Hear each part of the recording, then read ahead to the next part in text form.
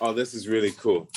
In a costume department in Winnipeg, producer and actor Arnold Pinnock is excited to share how his show about black railway porters is springing to life. It's a bit crazy. Once just an idea, this CBC and BET Plus co-production set in the 1920s is the biggest black-led TV series in Canadian history.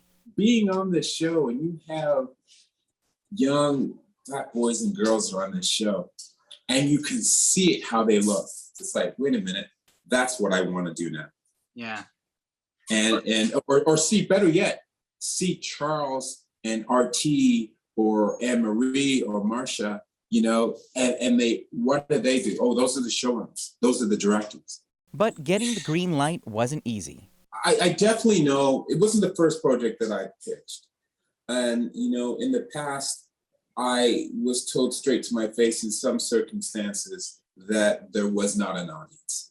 And action! After a tumultuous year, the industry has pledged to change. Telefilm now has an equity and representation action plan. But a new report from the Canadian Media Fund still points to unfulfilled global demand for content from Indigenous, Black, or racialized creators. Because it's based on funding. Kelly Fife Marshall is part of a new vanguard of Canadian directors trying to change that.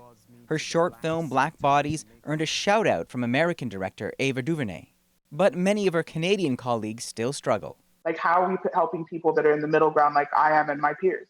You know, how are we helping people at the top who have been struggling for 15 to 20 years in the industry and are not where they should be and where they deserve to be?